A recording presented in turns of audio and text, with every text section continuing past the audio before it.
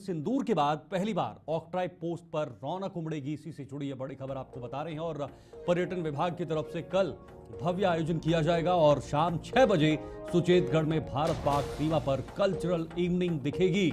एक बड़ा कदम, बड़ी पहल। बॉलीवुड एक्ट्रेस हुमा कुरैशी को विशेष तौर पर आमंत्रित किया गया है और ये बहुत खूबसूरत पल और खूबसूरत दृश्य वहां से निकलकर सामने आएंगे। आपको बता दें, ऑपरेशन सिंदूर के बाद पहली बार ऑक्ट्राई पोस्ट पर रौनक उमड़ेगी। जो रौनक का ऑपरेशन सिंदूर से पहले गायब हुई थी, खास तौर पर पहलगाम में जो हमला हुआ था, लेकिन उसके बाद ट्रैक पर लौटाने के लिए अब तमाम चीजें जो है वो जम्मू कश्मीर के अंदर धीरे धीरे ठीक होती हुई नजर आ रही हैं, सुधरती हुई नजर आ रही हैं। और इसे और चहल पहल बनाने के लिए और खूबसूरत बनाने के लिए यहां पर प्रशासन भी अलर्ट मोड पर है।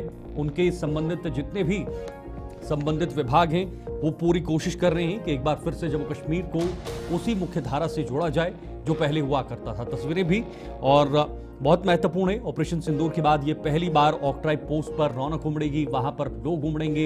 एक जो खोई हुई रौनक थी वो फिर से वहां पर वापस देखने को मिलेगी। और पर्यटन विभाग की तरफ से ये भव्य आयोजन किया जाएगा। टूरिज्म डिपार्टमेंट ने ये बहुत बड़ा फैसला लिया है, बहुत बड़ी पहल उनकी। और इस दौरान शाम 6 बजे सुचेतगढ़ में भारत पाक सीमा पर ये कल्चरल इवनिंग रहने वाली है। लेकिन बड़ी बात यह है कि बॉलीवुड एक्ट्रेस हुमा कुरैशी को विशेष तौर पर वहां पर आमंत्रित किया गया है। तो देखिए, ये बड़ी अपडेट आप सबके लिए और एक खुशी की खबर भी है, क्योंकि ऑपरेशन सिंदूर के बाद जो स्थिति बिगड़ी थी, खास तौर पर बॉर्डर के इलाकों में भारत पाकिस्तान के बीच तनाव के दौरान में, और उससे कहीं ना कहीं जो टूरिज्म है, जो पर्यटक हैं या बाकी अन्य चीज़ें हैं, उस पर काफ़ी इम्पैक्ट पड़ा था। जो कामकाज हैं उन पर काफ़ी गहरा प्रभाव पड़ा था।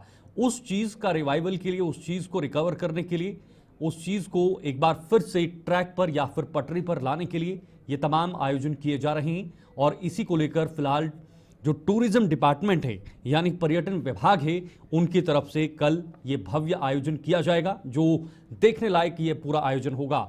एजाज कैसर मलिक साहब, ज्वाइंट डायरेक्टर टूरिज्म के, इस वक्त हमारे साथ फोन लाइन पर जुड़े हुए हैं। एजाज साहब, कल के इस आयोजन को लेकर मैं जरा विस्तार से ये जानकारी समझना चाहूंगा, इसका उद्देश्य और किस तरह से इस कार्यक्रम को जो है वो आयोजित किया जाएगा। तो चलिए, फिलहाल फोन कट चुका है, लेकिन दोबारा से उनसे संपर्क साधने की कोशिश करेंगे। जो ज्वाइंट डायरेक्टर टूरिज्म के हैं उनसे बाज़ाब्ता हम फोन लाइन पर बातचीत करेंगे इस पूरे कार्यक्रम को लेकर, इस पूरे आयोजन को लेकर। इसमें मुख्य क्या रहेगा, किस तरह से लोग वहां पर उमड़ेंगे, इस पूरे आयोजन का उद्देश्य जम्मू कश्मीर में और जम्मू कश्मीर के साथ साथ बाकी अन्य राज्यों में क्या होगा, ये तमाम चीज़ें डिस्कस करेंगे। लेकिन एक बार फिर से मैं आपको ये बताना चाहूँगा, ऑपरेशन सिंदूर के बाद ये पहली बार वहाँ पर रौनक दिखेगी, एक बार चहल पहल दिखेगी, लोग दिखेंगे जो कुछ दिनों से गायब हुई थी वहाँ पर। और इसी को लेकर पर्यटन विभाग ने ये बड़ा कदम उठाए है भव्य आयोजन के लिए। शाम 6 बजे यानी कल शाम 6 बजे सुचेतगढ़ में भारत पाक सीमा पर एक कल्चरल इवनिंग होगी। हो सकता है इसमें कुछ कल्चरल आइटम्स को भी प्रेजेंट किया जाएगा। बॉलीवुड एक्ट्रेस हुमा कुरैशी को विशेष तौर पर इसमें आमंत्रित किया गया है, यानी मुख्य अतिथि के तौर पर वो इस कार्यक्रम में शामिल हो सकती हैं।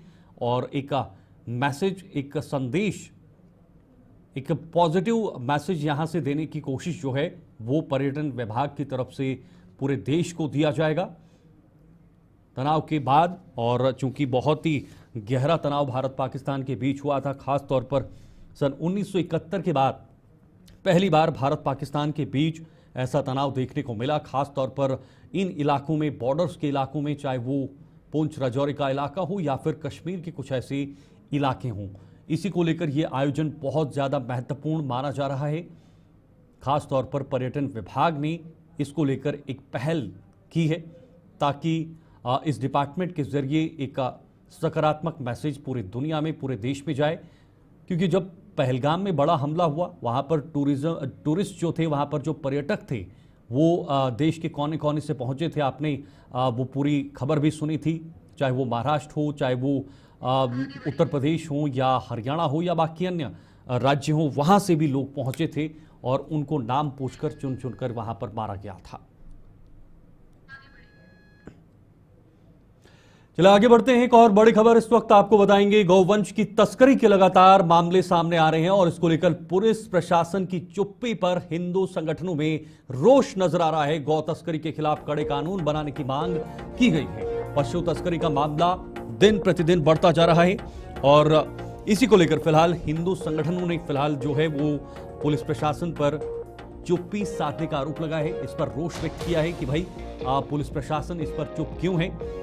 गौ तस्करी के खिलाफ कड़े कानून बनाने की मांग की गई है ताकि जो तस्करी हो रही है, पशु तस्करी हो रही है, उसको लेकर लगाम लगाई जाए, उसको पूर्ण रूप से खत्म किया जाए। जम्मू सहित कई अन्य जिलों में प्रदर्शन हो रहे हैं और इस प्रदर्शन का यही मायना है कि भाई जो गौ तस्करी होती है, जो पशु तस्करी होती है, उस पर विराम लगाया जाए। क्योंकि अक्सर आपने देखा होगा, चाहे वो सांबा का जिला हो या कठवा का इलाका हो या बाकी अन्य इलाके हों, वहां पर इस तरह के मामले निकलकर सामने आते हैं। 2 दिन पहले की खबर है, सांबा में जब पशु तस्करी वहां पर हो रही थी, पुलिस को सूचना मिली, पुलिस ने रोकने की कोशिश की, लेकिन उन तस्करों ने वहां पर बैरिकेडिंग तोड़कर पुलिस पर एक तरह का हमला किया और उसमें एक हमारे एएसआई भी शहीद हुए, उनकी जान चली गई।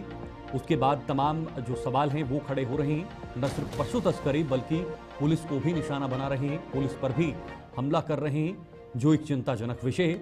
इसी को लेकर हिंदू संगठनों ने ये मांग की है कि कड़ा कानून बनाया जाए ताकि इनको कड़ी से कड़ी सजा दी जाए और आने वाले समय में ऐसी पशु तस्करी ना हो। अक्सर क्या होता है, पशु तस्करी होती है, इन्हें पकड़ा जाता है, गिरफ्तार किया जाता है और उसके बाद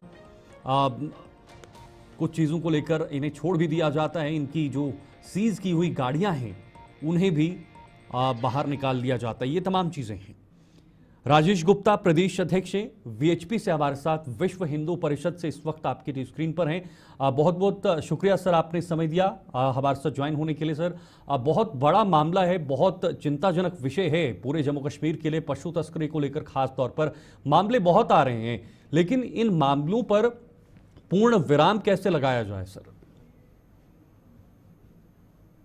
देखिए, सबसे पहले तो मैं ये कहूंगा कि पुलिस के साथ इस ढंग से हम शिकायत नहीं कर सकते, क्योंकि सीधा सीधा नजर आता है कि जब पुलिस के एक ऑफिसर ड्यूटी करते हुए इस विषय को लेकर के पशु तस्करी रोकने के लिए अपना बलिदान दे देते हैं, तो इसका मतलब ये है कि पुलिस की मंशा क्लियर है और वो जान की परवाह ना करते हुए भी इस पशु तस्करी को, गौ माता की तस्करी को रोकने के लिए प्रतिबद्ध हैं।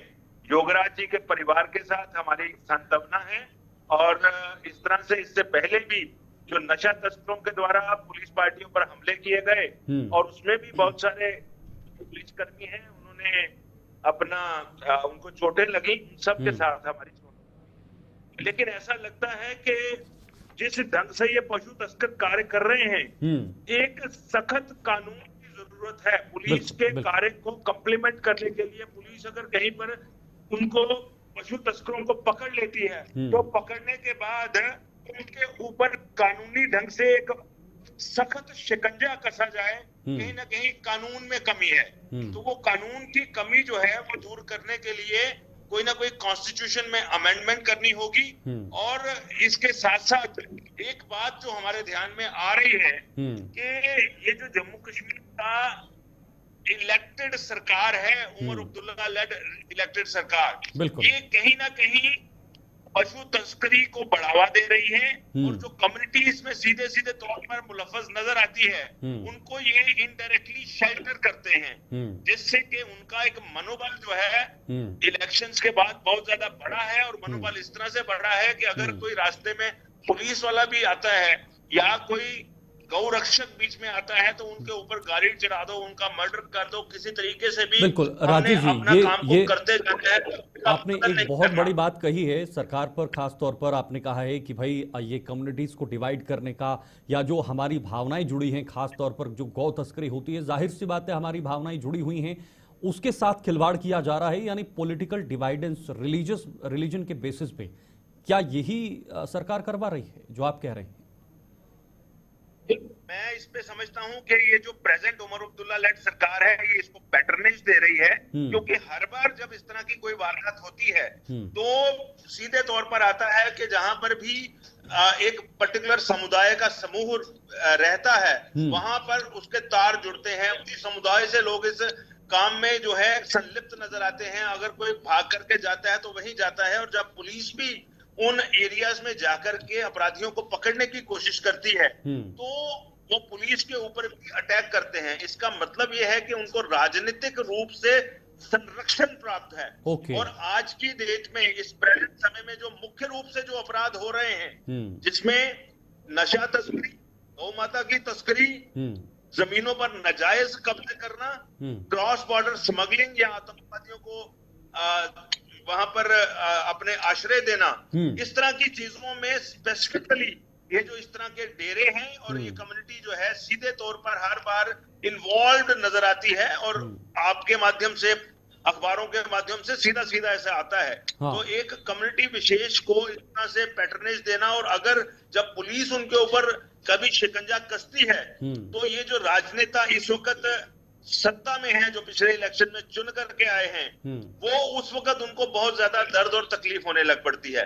तो समाज को भी ऐसा सोचना होगा कि इसका क्या इलाज किया जाए। उपराज्यपाल प्रशासन, भारत के गृह मंत्री, गृह मंत्रालय, और गृह मंत्रालय में जो जम्मू कश्मीर का विंग है, सेल है, इन सबको इस विषय का संज्ञान लेकर के इन सारी चीज, गौ तस्करी के साथ साथ अन्य चीजों के ऊपर एक कड़ा संज्ञान लेते हुए एक चाहे स्पेशल टास्क फोर्स बनाएं, और उसके बाद इस सारे काम को बिल्कुल स्मूथ ढंग से, इस जो मिनास को, मैं समझता हूं इस अपराध को खत्म किया जाए, इन पर शिकंजा कसा जाए। बिल्कुल राजीव जी, जिस प्रकार से अभी कुछ दिन फिर वही काम करते हैं। हाँ, जिस प्रकार से अभी कुछ दिन पहले एक एसआई पर हमला किया गया, पुलिस इलाके हैं, लोगों के घरों से ये जबरदस्ती जो गऊओं को खोल करके ले जाते हैं, ऐसे भी इंसिडेंट सीसीटीवी कैमरास में कैद हुए हैं। इस करके सख्त कानून की जरूरत है। चलिए ठीक है, बहुत बहुत शुक्रिया सर हमारे साथ ज्वाइन होने के लिए। राजेश गुप्ता जी हमारे साथ बने हुए थे, वीएचपी के से जुड़े हैं, प्रदेश अध्यक्ष हैं, और उन्होंने बहुत महत्वपूर्ण बातें बताई हैं। खास तौर पर अब सरकार को इस पर संज्ञान लेना चाहिए, सरकार को इस पर कोई कड़ा कानून बनाना चाहिए, ताकि जो ये गौ तस्करी या फिर जो पशु तस्करी के मामले खास तौर पर जम्मू के इलाकों में सामने आ रहे हैं वो बंद हो, उनमें थोड़ा सा पूर्ण विराम लग जाए और पूरी तरीके से खत्म हो जाए। और साथ ही साथ उन्होंने ये भी कहा कि राजनीतिक संरक्षण के बिना बिल्कुल भी मुमकिन नहीं है। इसमें राजनीतिक संरक्षण उन सभी लोगों को मिल रहा है, खास तौर पर कम्युनिटी बेसिस पे, ये आरोप भी उन्होंने लगाया है। फिलहाल आगे बढ़ते हैं, एक और बड़ी खबर आपको बताएंगे सांबा से, जहां पर सांबा जिले से इस वक्त की ये बड़ी खबर आ रही है। सांबा के कराकड़ी गांव में सर्च ऑपरेशन जारी है।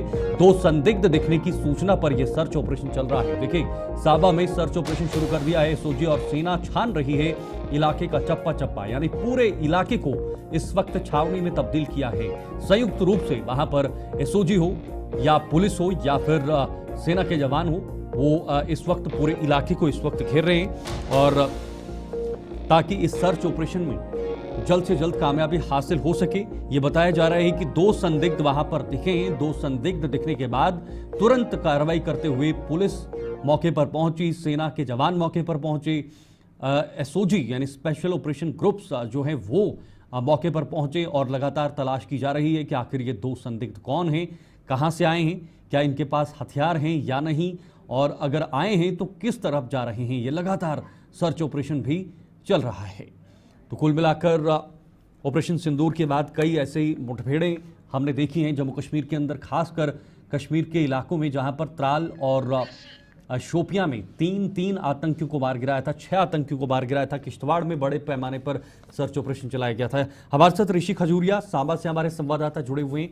ऋषि, सर्च, इस खबर को लेकर क्या जानकारी है आपके पास? सर्च ऑपरेशन चल रहा है, कैसे ये सूचना मिली है और ये संदिग्ध किस इलाके में देखे गए हैं? जरा विस्तार से पूरी जानकारी बताइएगा।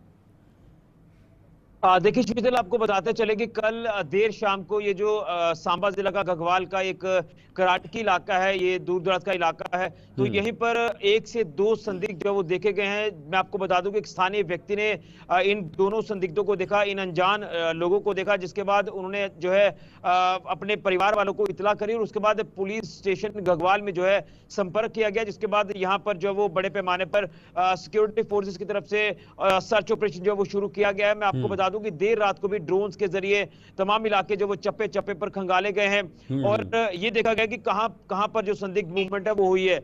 हालांकि आपको बता दूं कि जिस तरह से सर्च ऑपरेशन चला है तो रात के समय में सर्च ऑपरेशन को बंद करके सुबह फिर से सर्च ऑपरेशन चलाया गया है और इस सर्च ऑपरेशन के दौरान कोई भी ऐसी संदिग्ध कोई रिकवरी जो वो नहीं हुई है और ना ही कोई अभी तक जो वो ऐसी कोई चीज जानकारी यहां पर मिल पा रही है। लेकिन फिलहाल आपको बता दें कि पूरी तरह से जिस तरह से कॉर्डन किया गया था पूरे इलाके को, ड्रोन्स की मदद भी ली गई थी सिक्योरिटी फोर्सेस की तरफ से, तो अभी फिलहाल ऐसे कुछ भी रिकवरी जो वो नहीं हुई है और ये भी हमें जानकारी अभी की मिल पा रही है कि अभी सर्च ऑपरेशन जो है वो इस समय जो वो बंद किया गया है। लेकिन तमाम कुछ ऐसे जंगल के इलाके हैं यहाँ पर जो है लगातार अलग अलग जो ऑपरेशन है वो सेना की तरफ से चलाए जा रहे हैं, सिक्योरिटी फोर्सेस की तरफ से चलाए जा रहे हैं। क्योंकि ऑपरेशन सिंदूर को लेकर बात करें तो पाकिस्तान जिस तरह से पूरी तरह से बौखलाहट में है तो पाकिस्तान के ऊपर यकीन नहीं किया जा सकता और इसी तरह से जब कोई किसी इलाके में संदिग्ध मूवमेंट देखी जाती है तो उससे भी इनकार नहीं किया जा सकता क्योंकि सुरक्षा जो वो सर्वोपरि है और इसलिए सिक्योरिटी फोर्सेस ऑन टूल्स जो वो ग्राउंड पर डट जाती हैं और तमाम इलाके चप्पे चप्पे पर खंगालना शुरू कर देती हैं। लेकिन एज सच इस इलाके को लेकर बात करें, यहाँ पर सर्च ऑपरेशन कल रात को भी चला,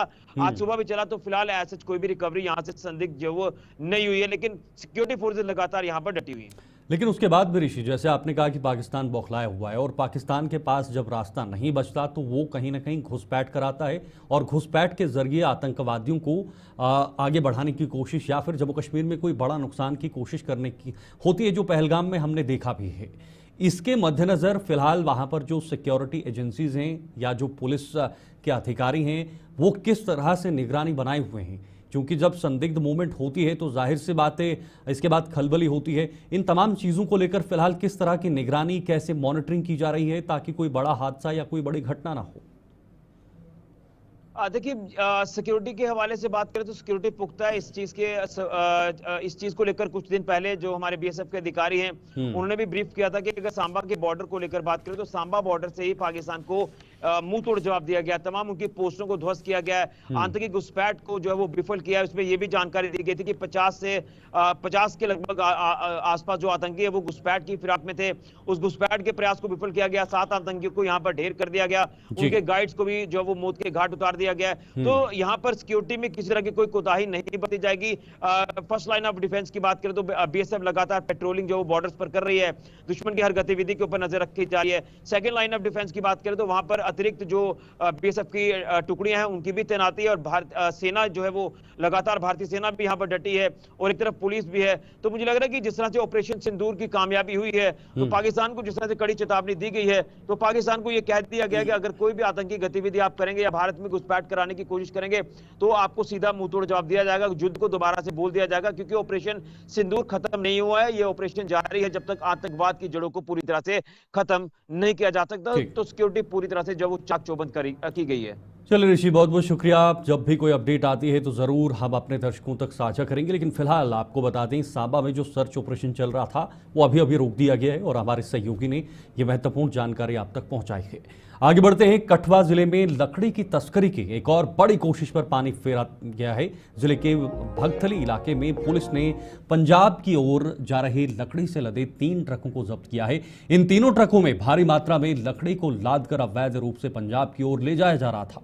पुलिस ने फॉरेस्ट रेंज कठुआ को सूचित आगे की कार्रवाई शुरू कर दी है। आपको बता दें, कठुआ में आए दिन लकड़ी की अवैध तस्करी के मामले सामने आ रहे हैं। तो तस्वीरें आप देख रहे हैं, इस तस्वीरों में कुछ जो वाहन हैं, बड़े ट्रक्स हैं, वो नज़र आ रहे होंगे। इनमें लकड़ी की तस्करी की जा रही है और ये लकड़ी तस्करी जो है ये कठुआ ज़िले का मामला सामने आया है, जहां पर फिलहाल पुलिस ने इस तस्करी को यहां पर जो है इस कोशिश को पानी फेर दिया है और पुलिस ने पंजाब की ओर जा रही लकड़ी के जो तस्करी करने वाले 3 ट्रक थे उनको फिलहाल रोक दिया गया। रंजीव मेहता ज़्यादा जानकारी के लिए हमारे साथ जुड़े हुए हैं। रंजीव, क्या जानकारी है, क्योंकि लकड़ी की तस्करी का मामला, एक और मामला जो है वो कठुआ से सामने आया है। पुलिस को कैसे सूचना मिली, कहां से कहां की तरफ ये लकड़ी जो है वो जा रही थी, इनका मकसद क्या था और किस तरह से ये इस तस्करी को अंजाम देते थे?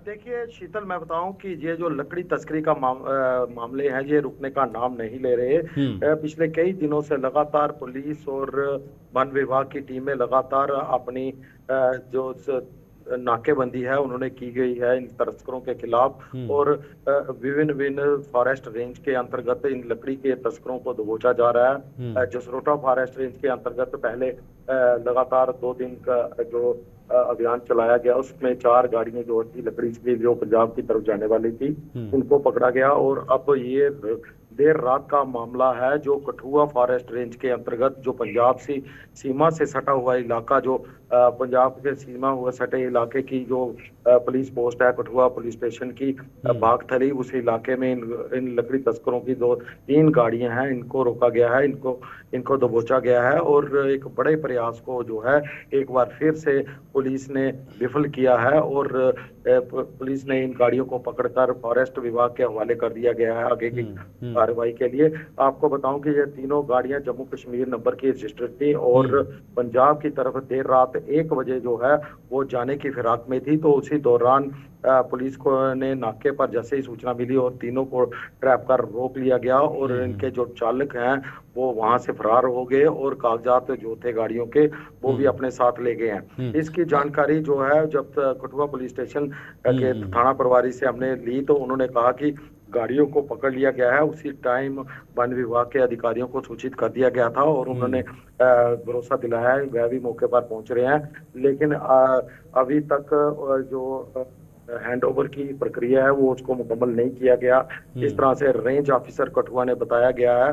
और इस तरह के मामले लगातार आने से इस इलाके की बात करूं तो पंजाब में लकड़ी की मांग है और जम्मू कश्मीर के विभिन्न जिलों से लकड़ी तस्कर लकड़ी काटकर ठीक है रंजीव जनरेट करते हैं। रंजीव ये भी बताइएगा क्या इनका ये पहला मौका था या पहले भी ये कर चुके हैं, क्योंकि 3 ट्रक लादकर जम्मू कश्मीर के नंबर के ट्रक जो यहाँ से बाहर की तरफ जा रहे थे जिनमें अवैध तरीके से लकड़ी जो है वो भरी गई थी, क्या पहला मौका भी था या पहले भी इस तरह से जो इन्होंने है वो किया है? अभी तक जो पूरी जांच हुई है, प्रारंभिक जांच हुई है, उसमें क्या चीजें निकल कर आई हैं? देखिए पहली बार है जहां 1 से अधिक बार ये मामला तो एक इन्वेस्टिगेशन का पूरा मामला है जब वन विभाग इसकी इन्वेस्टिगेशन करेगा। लेकिन फिलहाल जो ट्रक हैं वो किराए पर लिए जाते हैं, किराए पर उनको ज़्यादा किराया के लालच में जो ट्रक चालक हैं वो अपना ट्रक लकड़ी के काम में लगा देते हैं, जिसके चलते ये हर बार नया ट्रक जो है वो ढूंढ लेते हैं क्योंकि जितने भी ट्रक होते हैं वो एक बार जो पकड़ में आता है वो दूसरी बार नहीं आता। लेकिन क्योंकि 1 से 1.5 महीना इसको छूटने में लग जाता है और भारी भरकम जुर्माना भी पड़ता है, तो इसके चलते जो ट्रक चालक हैं उनको हर बार नए ट्रक की तलाश में रहते हैं और उसमें लकड़ी भरकर ले जाते हैं क्योंकि किराए के नाम पर उनको जो है वो काफी लालच दिया जाता है कि अधिक किराया जो है आपको दिया जाएगा, जिसके चलते क्योंकि रात के अंधेरे में इसको 1 बजे पकड़ा गया है। तो डीएफओ कठुआ ने जिस तरह से एक सर्कुलर जारी किया था पिछले दिनों जिसके मुताबिक रात के अंधेरे में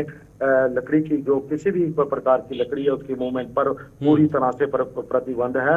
ये भी एक बड़ी उल्लंघना है। अगर ये पंजाब की सीमा में दाखिल नहीं होते हैं तो सबसे बड़ी उल्लंघना तो ये है कि रात के अंधेरे में अगर ये जा रहे हैं तो सबसे बड़ी उल्लंघना है। इसका भी इसकी कार्रवाई भी उनके खिलाफ बिल्कुल बड़े स्तर पर होनी चाहिए रंजीव, क्योंकि कठुआ बॉर्डर का इलाका है, वो प्रवेश वहाँ से पंजाब से जम्मू कश्मीर की तरफ होता है, तो ज़्यादातर जो तस्करी के मामले हैं वहाँ पर पकड़े जाते हैं। तस्करी सिर्फ तस्करी तक सीमित नहीं बल्कि उसमें लकड़ी की तस्करी हो, ड्रग की तस्करी हो, पशु की तस्करी हो, बहुत तरीके की तस्करियाँ की जा रही हैं। तो क्या बार बार जो हम सवाल पूछते हैं कि भाई एक कड़ा कानून होना चाहिए इनके ऊपर ताकि ये आने वाले समय में ऐसा काम न करें। बिल्कुल शीतल, जिस तरह से आपने कहा कि ये तस्करी सिर्फ लकड़ी तक सीमित नहीं है, क्योंकि माइनिंग की तस्करी जो है, माइनिंग मिनरल जो रेत बजरी है उसकी तस्करी भी बड़े पैमाने पर कठुआ के रावी दरिया और उजी दरिया से होती है। कल भी 33 ट्रक जो बजरी और रेत बजरी के लदे हुए बिना कागजात के पंजाब की तरफ जा रहे थे, उनको भी पुलिस ने वहां पे पंजाब की पुलिस ने भी कार्रवाई की और जम्मू कश्मीर माइनिंग विभाग और जहां की पुलिस ने भी कार्रवाई करते हुए 33 ट्रकों को जब्त किया है। तो लगता है कि लगातार बॉर्डर का किनारा होने के कारण जब से यूटी 2019 के बाद लगातार तस्करी की खबरें आ रही हैं और तस्करी का एक बड़ा खेल जो है इस इलाके पूरे कठुआ के जो पंजाब का बॉर्डर है उस पर खेला जा रहा है, जिस पर नकेल कसना बहुत ही जरूरी है क्योंकि तस्करों के हौसले काफी बुलंद है। चलिए, बहुत बहुत शुक्रिया आपका हमारे साथ ज्वाइन होने के लिए। हमारे साथ हमारे सहयोगी बने हुए थे जिन्होंने पूरी जानकारी दी तस्करी को लेकर, और ये लकड़ी तस्करी के 3 ट्रक फिलहाल वहां पर रोके गए हैं। कार्रवाई शुरू कर दी है। जम्मू कश्मीर के इस खास बुलेटिन में फिलहाल के लिए इतना ही। आप देखते रहिए गुलिस्तान न्यूज़। मुझे दीजिए इजाज़त। नमस्कार।